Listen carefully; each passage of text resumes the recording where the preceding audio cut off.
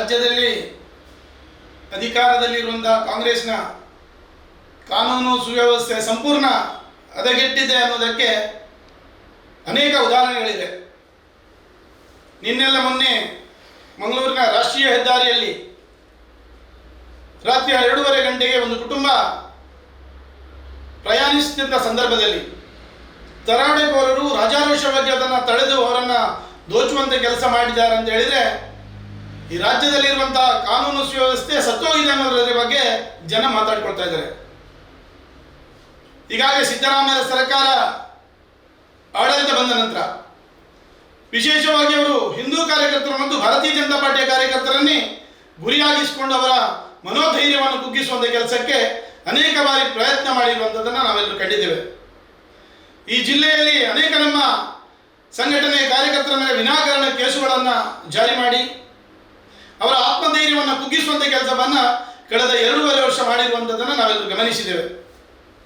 ಇವತ್ತು ಮತ್ತೆ ಈ ರಾಜ್ಯದ ಮುಖ್ಯಮಂತ್ರಿಯಾಗಿ ಮೊನ್ನೆ ಅಧಿಕಾರವನ್ನು ಸ್ವೀಕಾರ ಮಾಡಿದ ನಂತರ DKಶಿ ಅವರ ಸಚಿವ ಸಂಪುಟದಲ್ಲಿರುವಂತಹ ಗೃಹ ಸಚಿವರಾದಂತಹ ಪ್ರಿಯಾಂಕಾ ಖರ್ಗೆ ಅವರು ಏಕಾಏಕಿ ನೇರವಾಗಿ ನಮ್ಮ ಕಾರ್ಯಕರ್ತರ ಮೇಲೆ ದಾಳಿ ಮಾಡಲಿಕ್ಕೆ ಪೊಲೀಸ್ ಇಲಾಖೆಗೆ ಸೂಚನೆ ಕೊಟ್ಟಿರುವ ರೀತಿಯಲ್ಲಿ ಇವರ ಕಾನೂನು ಕಾಣ್ತಾ ಇದೆ ಅನ್ನೋದನ್ನು ನಾವೆಲ್ಲರೂ ಗಮನಿಸ್ತಾ ಇದ್ದೇವೆ.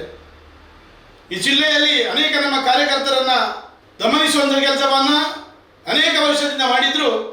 ಅದನ್ನೆಲ್ಲವನ್ನು ಮೆಟ್ಟಿ ನಿಂತು ಅದನ್ನು ಎದುರಿಸಿ ನಮ್ಮ ಸಂಘಟನೆಯನ್ನು ಬಲಿಷ್ಠಗೊಳಿಸಿರುವಂಥ ದಕ್ಷಿಣ ಕನ್ನಡ ಜಿಲ್ಲೆಯಲ್ಲಿ ಇವತ್ತು ನಮ್ಮ ಪುತ್ತೂರಿನ ವಿಧಾನಸಭಾ ಕ್ಷೇತ್ರ ವ್ಯಾಪ್ತಿಗೆ ಬರುವಂಥ ವಿಟ್ಲದ ಪೆರುವಾಯಿಯಲ್ಲಿ ನಮ್ಮೊಬ್ಬ ಒಳ್ಳೆಯ ಕಾರ್ಯಕರ್ತ ಯತೀಶ್ ಪೆರುವಾಯಿ ಎನ್ನುವ ಕಾರ್ಯಕರ್ತ ಕಳೆದ ಕೆಲವಾರು ತಿಂಗಳುಗಳ ಹಿಂದೆ ಅಲ್ಲಿ ಒಬ್ಬ ನಮ್ಮ ಗ್ರಾಮ ಪಂಚಾಯತಿ ಅಧ್ಯಕ್ಷೆ ಇಡೀ ಗ್ರಾಮ ಪಂಚಾಯತಿಯನ್ನು ದರೋಡೆ ಮಾಡುವ ರೀತಿಯಲ್ಲಿ ಭ್ರಷ್ಟಾಚಾರವನ್ನು ಮಾಡಿ ತನ್ನ ಜೀವನವನ್ನು ಸಾಗಿಸ್ತಾ ಇದ್ದಂಥ ಸಂದರ್ಭದಲ್ಲಿ ಜನರಿಗೆ ಅದರ ಬಗ್ಗೆ ಅರಿವಿದ್ರೂ ಯಾರು ಎದುರು ಹೋಗದಂಥ ಸಂದರ್ಭದಲ್ಲಿ ಅದನ್ನು ಸರಿಯಾಗಿ ವಿಮರ್ಶೆ ಮಾಡಿಕೊಂಡು ಅವರ ಭ್ರಷ್ಟಾಚಾರವನ್ನು ಎಳೆದು ತಂದು ಅವರನ್ನು ಜೈಲಿಗೆ ಅಟ್ಟುವಂಥ ಕೆಲಸವನ್ನು ಮಾಡಿರುವಂಥದ್ದನ್ನು ಈ ಭಾಗದ ಜನತೆ ಕಂಡಿದ್ದಾರೆ. ಇವತ್ತು ಅಂಥ ಒಬ್ಬ ಕಾರ್ಯಕರ್ತ ಕಳೆದ 20 ವರ್ಷದಿಂದ ನಮ್ಮೊಟ್ಟಿಗೆ ಸಂಘಟನೆ ಕಾರ್ಯದಲ್ಲಿ ತನ್ನನ್ನು ತಾನು ತೊಡಗಿಸಿಕೊಂಡಿರುವಂಥ ಅವರದೇ ಆದ ಒಂದು ಕೆಲವು ಕಾರ್ಯಶೈಲಿಗಳನ್ನು ಅನೇಕ ಜನ ಅವರ ಬಗ್ಗೆ ಅಭಿಮಾನವನ್ನು ಇಟ್ಟುಕೊಂಡಿರುವಂಥವ್ರು ಕೂಡ ಇದ್ದಾರೆ. ನಮ್ಮ ಕಾರ್ಯಕರ್ತ ಯಾವುದಾದ್ರೂ ಸೋಷಿಯಲ್ ಮೀಡಿಯಾದಲ್ಲಿ ಕ್ರಿಯೆಗಳು ಬಂದಾಗ ಅದಕ್ಕೆ ಪ್ರತಿಕ್ರಿಯೆ ಕೊಡುವಂಥ ಕೆಲಸವನ್ನು ಕಳೆದ ಕೆಲವಾರು ಬಾರಿ ಮಾಡಿರುವಂಥದ್ದನ್ನು ಕೂಡ ನಾವು ಗಮನಿಸಿದ್ದೇವೆ. ಸರಿಯಾದ ವಿಷಯಗಳಿದ್ದರೆ ಅದನ್ನು ಯಾವುದೇ ಕಾರಣಕ್ಕೆ ಅದಕ್ಕೆ ತಂಟೆಗೆ ಹೋಗದೆ ಏನಾದರೂ ಅಲ್ಲಿ ತಪ್ಪುಗಳಿದ್ದರೆ ಅದಕ್ಕೆ ಪ್ರತಿಕ್ರಿಯೆಯನ್ನು ಕೊಡುವುದರ ಮುಖಾಂತರ ಜನರಿಗೆ ಅದರ ಸತ್ಯ ಸಂಗತಿಯನ್ನು ತಿಳಿಸುವಂಥ ಕೆಲಸವನ್ನು ನಮ್ಮ ಕಾರ್ಯಕರ್ತ ಮಾಡಿರ್ತಾರೆ.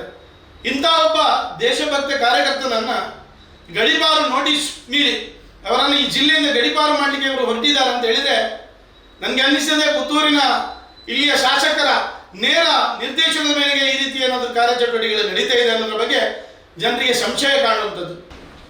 ಪೊಲೀಸ್ ವರಿಷ್ಠಾಧಿಕಾರಿಯವರು ಸರಿಯಾಗಿ ನ್ಯಾಯಯುತವಾಗಿ ಅದನ್ನು ತನಿಖೆ ಮಾಡಿ ನಮ್ಮ ಕಾರ್ಯಕರ್ತರಿಗೆ ಯಾವುದೇ ಕಾರಣಕ್ಕೂ ಅನ್ಯಾಯ ಆಗದ ರೀತಿಯಲ್ಲಿ ಅದನ್ನು ವಿಮರ್ಶೆ ಮಾಡಬೇಕು. ಸರಿಯಾದ ದಿಶೆಯಲ್ಲಿ ಈ ಹುಡುಗರನ್ನು ಯಾವುದೇ ಕಾರಣಕ್ಕೂ ಗಡೀಪಾರಿನಂಥ ಯಾವುದೇ ಪ್ರಕ್ರಿಯೆಗಳಿಗೆ ಒಳಪಡಿಸದೆ ನ್ಯಾಯವನ್ನು ಕೊಡಬೇಕಾಗಿ ನಿಮ್ಮ ಹತ್ರ ವಿನಂತಿಸ್ತಾ ಇದ್ದೇನೆ.